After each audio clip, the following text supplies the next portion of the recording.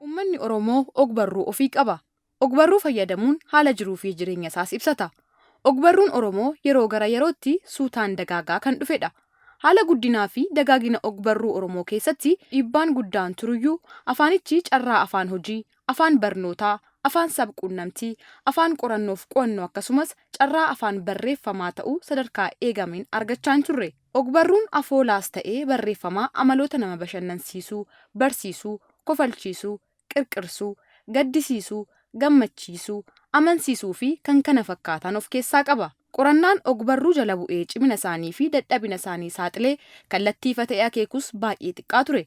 Fakkeenyaaf sadarkaa digirii sadeessootti ogbarruu Oromoo irratti qorannaan hojjetaman keessaa kan Dooktar Addisuu Tolasaa geerarsa Oromoo irratti hojjetan, kan Dooktar Taaddasa Jaallataa afoolaa fi tapha ijoollee Oromoo Gujii irratti hojjetan, kan Dooktar Asaffaa Tafarraa ogwalaloo diddaa Oromoo Salaalee irratti hojjetanii fi Yuunivarsiitii Finfinneetti Dooktar Xilaahuun Taliilaa, Dooktar Tashooma Egeree, Dooktar Dastaa Dassaalanyifaa kan eeramanidha. Yeroo ammaa garuu ogbarruun Oromoo sadarkaa fooyya'aa fi gaarii ta'e irratti argama. Akka fakkeenyaattis kitaabota afaan Oromoodhaan yeroo yerootti eebbifaman kaasuun ni danda'ama. Harka fuunee akkam jirtu kabajamtootaa fi jaallatamtoota daawwattoota VTV. Qophii keenya guyyaa har'aan sirna eebba kitaaba dargaggoo Guutaa Baharuu kan mata dureen isaa Ulfa Jilbaa jedhu kan isin daawwachiisnu ta'a. Qophicha qopheessee kan isiniif dhiyeessu Anayyaantuu Baacaati. Haga xumura qophii keenyaatti nu waliin tura.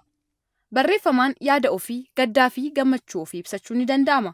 Kitaabni mata dureen isaa Ulfa Jilbaa jedhus kanuma kan ibsudha. Haala qabiyyee kitaabichaa ilaalchisuunis barreessaa kitaaba kanaa kan ta'e dargaggoo Guutaa Baharuu fi hiriyyaa isaa waliin turtii gabaabaa taasisneerra. Dargaggoo Guutaa baga gammaddee baga milkooftee sin jenna jalqaba. Leel walumaan baga gammanne sin jedhaanillee. Tole mee maal eegda sagantaa kanarraa amma gara galmaatti seenuuf jenna maal eegdame? Sagantaa kanarraa kanan eegu kitaaba kanarraa yookiin galii guddaa argachuuf yookiin immoo galii wayii argadhee ittiin of jijjiiruudhaaf osoo hin taane uummanni kun walgayeetoo kitaaba uummata kanaaf arjoome kana uummanni kun narraa fudhatee hoggaa dhamdhame gammachuu guddaatu natti dhaga'ama. Egaa kitaaba barreessuun baay'ee ulfaata akka salphaatti ilaalamu garuu kitaabni kee kun qabiyyeen kitaaba kee maal fakkaata gabaabsiiti booda sin ibsama jedhee yaada garuu ammatti qabiyyeen isaa maal fakkaata gabaabsi daawwattoota keenyaaf? Egaa kitaabni kiyya kun qabiyyeen isaa dilbii walalooti. Walaloo gaggabaabaa walaloo dhedheeraa kan of keessatti hammateedha. Garuu mata dureen isaa Ulfa Jilbaa jedhama. Ulfa Jilbaa jechuun afoola hawaasaa keessarree hin jira. Durirraa kaasee daa'ima taanee gaafa dhala guddannu hawaasa keenya keessatti nama baay'ee cinqamu yookiin nama baay'ee rakkoo keessatti jiru tokko fakkeenyaaf akka dubartii jilbarratti ulfooftee maaliifin taataa jedhuun. Kana jechuun ulfi jilbaa baay'ee ulfa deemsa nama dhowwu baay'ee waan cinqii waan baay'ee rakkoo ta'edha jechaadha. Kana jechaan anillee sanuma keessa fudhadheen tarii waan kana booda gaafa sagantaan eegale ibsillee taasifamuu danda'a. Qaaccessi kitaabatillee hin jira. Achirraa wanti baay'een hubatamuu danda'a. Kanaafuu ulfa jilbaa jechuun sana kana hojjechuudhaaf tarii waggaa dheeraa natti fudhate kennaadha. Walaloo barreessuun kennaadha. Kennaa kana immoo ganamuma waaqumatu namaa kenna. Gaafan gaddes gaafan gammades gaafan aare jechaadha. Walaloo barreessuudhaan aarii kiyya baafadhaan. Tarii karaa sooshaal miidiyaa kanaan namoonni na beekan hin jiru. Karaa sooshaal miidiyaa kanaan irra yeroo baay'ee nan dhoobaa jechaadha.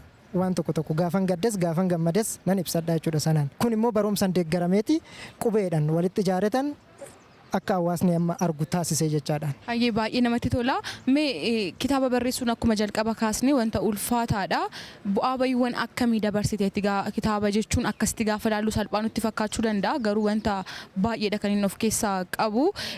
Karaa egaa maallaqni itti bahullee salphaa miti. Kanaafuu akkam ture haala akkamii keessa darbee guyyaan har'aa moo guyyaa addaati egaa maal keessa darbeetu maal fakkaata ture sadarkaan sun bu'aa bayiiwwan akkamii dargaggoota baay'ee fakkeenya ta'uu waan danda'uuf jechuudha. Dhugaadha kitaaba barreessuun waan salphaa miti. Barreessaan tokko yeroo baay'ee galiin argadhee yaada'u ta'e tarii amileen irree cabuu danda'a. Garuu namni galiin argadhee hin hojjenne taanaan amileen isaatis hin cabu kara fuuldura immoo kan caalu hojjechuudhaaf tattaafataa jechaadha. Sirriidha baasii qaba. Ani immoo baasii kana ofii kiyyaa qabaadhee osoo hin taane galata waaqaa ga'u hiriyoonni kiyyallee na deeggaraniiru. Hiriyoonni kiyya na deeggaranii tan wanta hiriyoonni kiyya na deeggaran walitti qabadheen saniinan baasee akka guyyaa irraa kanaa ga'u taasise jechaadha. Malee ani galii ofii kiyyaa qabaadhee yookiin maallaqa qabaadheeti miti jechaadha. Uummatuma kanatu maxxansee hiriyootuma kiyyatu maxxansee jechuudha aga maxxansaatitti. Egaa akkuma beeknu kitaabni torbaniin amma yeroo ammaa kana keessumaa yeroo yeroodhaan kan inni eebbifamaa jiru. Qulqullina isaa hagam jettee yaadda? Hagam qulqulluudha? Hagam gulaalamee dubbistoota bira gahaa jira jettee yaadda? Kitaabni kee yookaan kee hagam gulaalchisteetta? Namoota akkamiin kan ati ilaalchiste? Sababiin isaas egaa kitaabota baay'ee torbanitti yeroo lamaffaa akkas giddu galattis magaalaa Finfinneetti akkasumas asittis yeroo adda addaa yeroo eebbifamu ni agarra. Namoota akkamiin gulaalchiste? Maal fakkaata haalli isaa?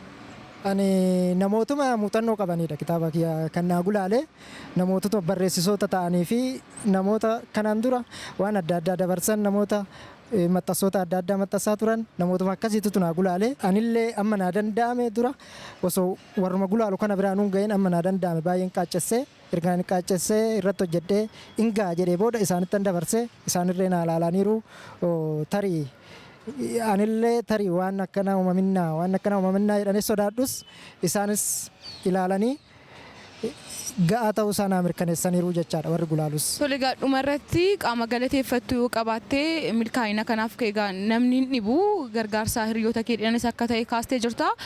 Nama galateeffattu yoo qabaatte walumatti qabiiti isaaniif. Ani kanan galateeffadhu hunda dursaa waaqa na uumee kennaa kana naa kennee akkan waan kana barreessee uummata kiyyaaf baalchu kan na taasise waaqa uumaa gurraacha garaa garbaalee immoo garaa taliilatiif galanni haa ta'u jedha. Itti aansuudhaan maatii kiyya abbaa koo obbo Baharuu Yaadatee Malkaa harmeetii adde Caaltuu Shibbiruu Baacaa maqaa isaaniitiifan baradhee ta'u waan kana akka uummata kiyya biraan ga'u ta'e waan ta'eef isaaniifis galanni haa ta'u jedha. Akkasumas hiriyoota koo biyya ormaatirraa fi biyya keessaa na utuban galanni haa ta'uufin jedha. Akka waliigalaatitti uummata koo kanan irraa dhaladhe waan kana isaanumarraa hin baree beekumsa koo xiqqoo itti daa'etan barreesse waan ta'eef uummata kiyya bal'aas nan galateeffadha.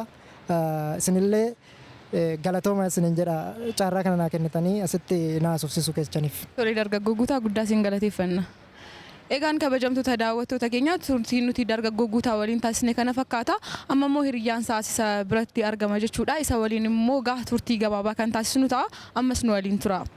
Maqaan koo Abarraa Girmaa Gammachuun jedha. Hiriyaa Guutaa Baharuuti. Yeroo dheeraaf wajjin turre hiriyaadha jechuudha. Tole dargaggoo Guutaan siif hiriyaa akkamiiti? Dhugaa dubbachuudhaaf taanaan magaalaa kana keessatti ani finni guyyaa haga guyyaatti yeroo dheeraadhaaf hiriyaadha. Guyyaa hundaayyuu gargar hin baanu lafti nu oolullee lafti olmaa hojii keenyallee naannoo tokko yeroo hundaa waliin oolla. Guutaan nama jabaadha, hiriyaa jabaadha, akkasumallee nama amanamaadha, nama oromummaa isaattillee baay'ee cichuudha. Kanaaf Guutaan hiriyaa kiyya isa jaalatamaa fi kabajamaa baay'ee jaaladhuudha. Akkasumas immoo nama umuriin isaa xiqqaa ta'e hojiin isaa nama guddaa ta'eetoo mul'atudha jechuudha Guutaan. Kanaaf hiriyaa jabaadha kanaaf. Tole guddaa galatoomii guddaa si galateeffanna. Egaan kabajamtoota daawwattoota keenya qophiin nuti dargaggoo Guutaa fi hiriyaa isaa waliin taasisne kan gammaatti hordoftan kana fakkaata ture. Amma immoo gara galmaa seennee ta'iiwwan achitti ta'an tokko tokkoon kan isin biraan geenyu ta'a. Qophicha waliin kan isin waliin turtii taasisu Anayyaantuu Baacaati nu waliin tura. Galma keessattis sirni eebba kitaabaa kun akkuma aadaa Oromootti eebbaan eegaleera. Ammas na ofolcha. Ofoltii sadii na ofolcha. Waaqni nagaan bullee nagaan nu haa oolchu. Irraa goran waa oolchu. Dogoggoran waa oolchu. Fayyaa nagaan waa kennu. Wal bira oolchee nu haa bulchu. Tokkummaan waa kennu. Jaalala nu haa kennu. Kan Oromoon itti wal jaalatu nu haa godhu. Kan dubbisnee irraa waa barannu nu haa taasisu. Fayyaa nagaa nu haa kennu. Gadaan roobaa nagaa. Barri quufaa qabbina. Egaa na ofolchaa nan eebbisa. Na ofolchaa nan eebbisa. Na ofolchaa nan eebbisa. Egaa guyyaa nagaan oolee halkan nagaan nu haa bulchu. Guyyaa nagaan oolee halkan nagaan nu haa bulchu. Amaan gargar nu haa oolchu. Biyya nagaa nu haa godhu. Eebba kanallee eebba milkii nu haa godhu. Eebba kanallee eebba milkii nu haa godhu. Eebba kanallee eebba milkii nu haa godhu. Nagaa nagaa. Ayyee nan eebbisaa na ofolchaa. Na ofolchaa. Ammallee na ofolchaa. Ayyee waaqa uumamaa gurraacha garaa garbaa tokkicha maqaa dhibbaa leemnu garaa taliilaa abbaa dhugaaf jaalalaa Waaqayyo nagaan oolle nagaan nu bulchi. Waaqayyo nagaan bobbaanee galle nagaan nu galchi. Ani sin jettan baadhaa baa'uun isin haa ga'u. Eebbiti kan waa kan lafaa ta'u. Eebbiti kan waa kan lafaa ta'u. Birattuu fidanoo gosaa kan sabaa taatu. Eebbiti waa kan lafaa taatu. Eebbiti waa kan lafaa taatu. Keechattuu fidanoo fira kanaa taatu. Keechattuu fidanoo saba kanaa taatu. Eebbiti kan waa kan lafaa taatu. Eebbiti kan waa kan lafaa taatu. Birattuu fidanoo fira taatu. Itti aansuunis walaloon waloo fi barreessituu Argannee Katamaadhaan dhiyaateera. Lammiin koo anaaf dawaadha. Lammiin koo anaaf dawaa gaaddisa gaachana koo. Rakkoodhaaf naaf birmata abdiidha gaafa makkoo. Yoo isin bareeddanii walgeechan akka tuutaa anis isin ilaaleen gammadee lafa guuta.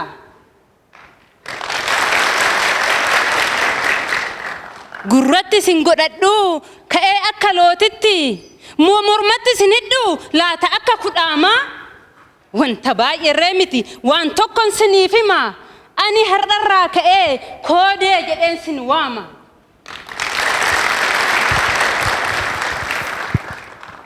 Kanaafuu koodeewwan koo kan taatan ilmaan aayyaa isin aaddan nan aadaa cabni keessan kan kiyya.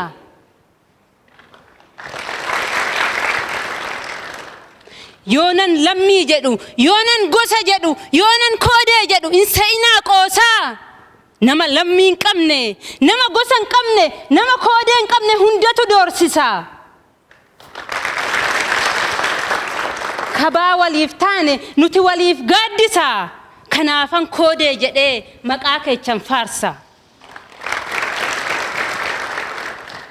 Wanta gaafii nat ta'e haa deemnu wal gaafachaa.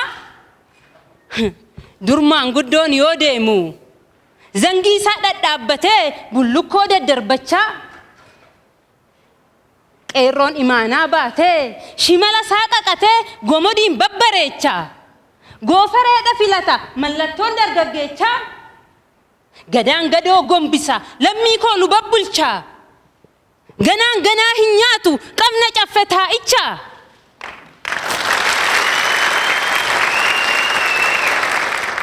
Abbaan duulaa hoogganee qeerroon daangaa eeggachaa. Harmeen callee jigfattee ateeta ishee faarfachaa. Abbaa gadaatu murteessa alangeetu nu qajeelcha. Jaarsi gaaddisa taa'etu goomii nurraa balleecha. Har'a garuu hunduu sansaka dhabee hunduu ulaagaa dhabeetu keessa koo na balleecha. Gaaffiin koo isa kana isin deebinaaf tolcha.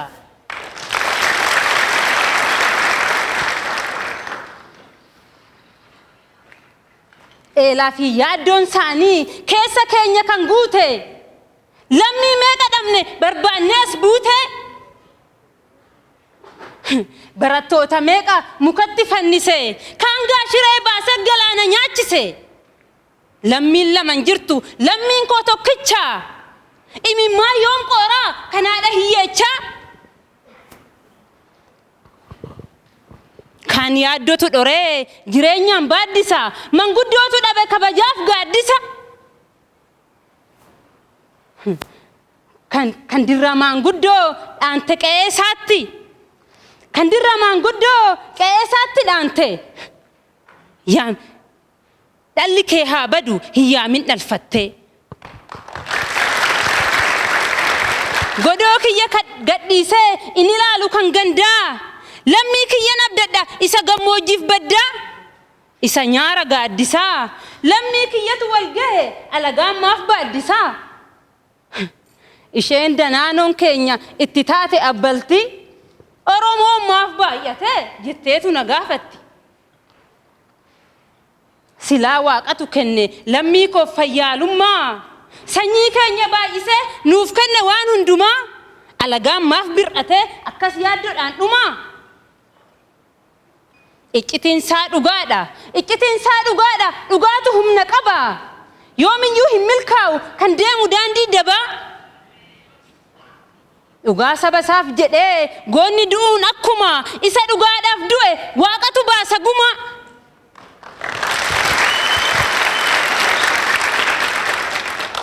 Lammiin koo dhugaa qaba. Dhugaa isaatiif dhaaname. Lubbuu itti wareegee mirgi isaa sarbame. Dhugaa ofiif jedhanii okkoluun duruu jira. Gaaf tokko galma dhageenya arginurree gidiraa. Deemsi isaa sarbamee galmi isaa salaalu. Dhugaan ilmoo waaqati hooman dharaan awwaalu. Biiftuun dhugaa nan baha. Biiftuun dhugaa nan baha jettee abdiin na guutte. Kan waaqa caalu hin jiru jettee abdii godhatte. Dhaamsa gabaabduu tanas saba isheetiif dhaamte. Yoo halaalaan alaaltan, yoo halaalaan alaaltan, yoon fakkaadhes dimimuu. Hin shakkinaa nan ifa seerri uuman sarbamu.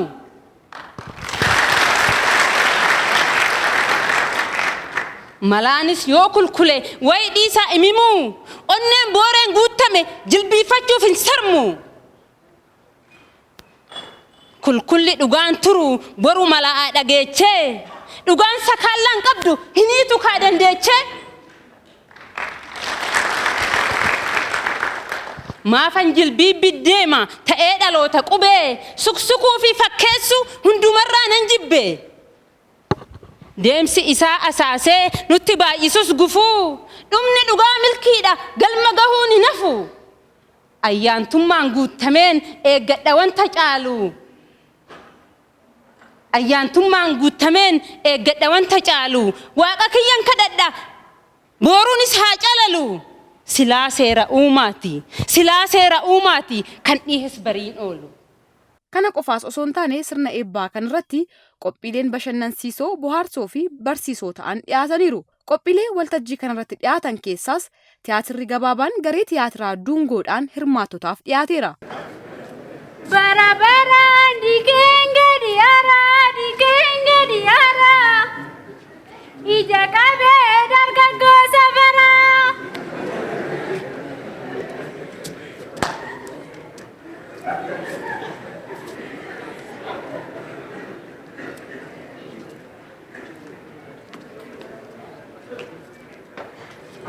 Ya baba gudi ko dagese. Ya mama gudi ko dagese. Ya daitaru. Oh baitaru. Akabote mali. Maafulle kaka dumecha ganasi gurracha hemo. Ya baba gudi ko dagese. Ya mama gudi ko dagese. Iriyanda lakula madese. Kasadafa kino jalagese. Anasida rabbin nabushese. Ole ilmane mare digdama de chumali shid. Ol. Gudi tale. Mali mal tate entalti tu ganama nagmalam birabe. Malti tidufe. Ol. Abba bani singenye nanjedu. Elo la dala anumatu guddiseti ana taru moma watu jira. Imamani singenye nanjedu. Malo gift matan matsit aleti. Jaisako malitti bektani. Ole ilmane jarana mujayo naga kabdi mo abjuge jart sai. Obirrakatte. Lakki bi anjiru echudani. Amandalla jabsutte ergani. Bushofna ka bushofte la jatara. Ye gifti. Ole ilm. Ya baba bureng gurgurini. Era kubala kamu jala kiti burre gurgurini. Abba taru. Mala litara bibukuna burre angamu. Garsini bajani. Gati sivaste. Gati burre teti. Alata kino. Alo. Tibalana ashara shamati. Abbo asharo masarati sadakani. Asharo. Tibalana narifa nabiti. Kan burree caalu argadhee moo? Dhibba takkaan kamichi naa biti kamichi naa biti. Anuun arganne.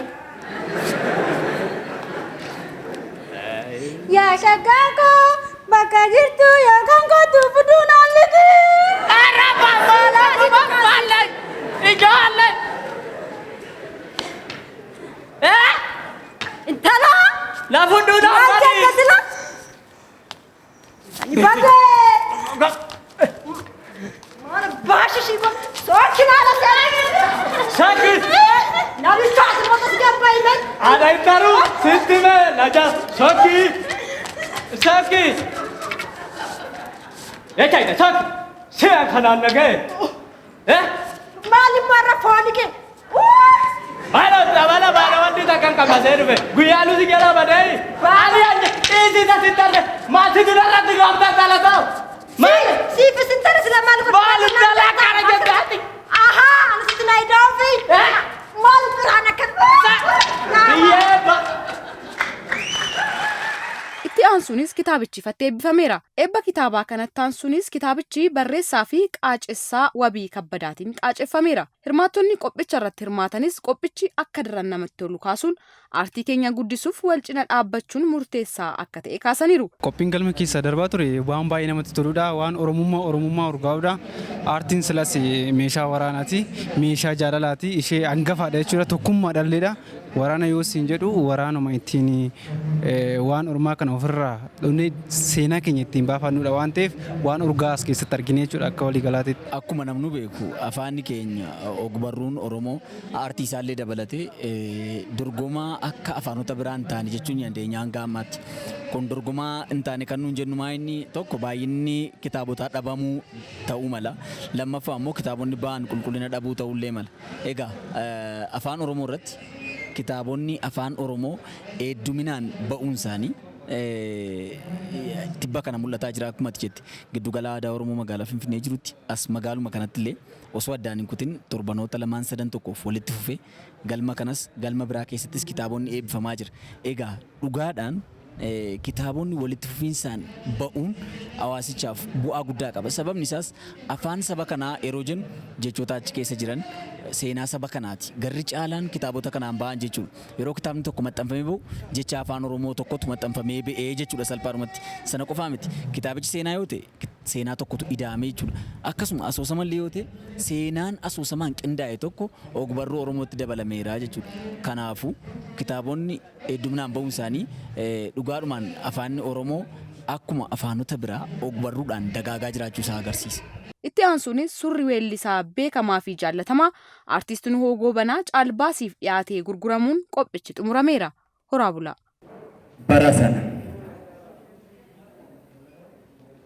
Barasan barakaayyoo wayyaaneef yoof jiilan kiloolee jechi dhangaa guddaa qarree liiban qorataa seenaadhaa beekaa mil'uu dheeraa abbaa ogbarruudhaa daadhoo gaafa geerrersaa hinduuneem ati jirta hiriirtee tarree goototaa taatee qaama seenaa kan si yaadatu dhaloota daadhoo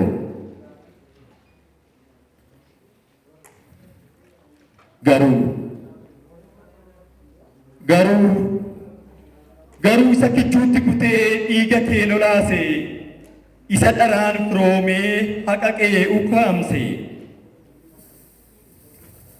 dhaddachi haqaa diriiree gaaf tokko gaafannaa moo imimmaan Oromoo akka copheen hafinnaa daadhoo bara 2018 kan harka diinaa ajjeefame weellisaa fi barreessaa Daadhii Garaaniif haa ta'u jedha. Kitaabni kun ifaan eebbifameera. Yaadannoo daadhiitiif haa ta'u jedhee barreesseera.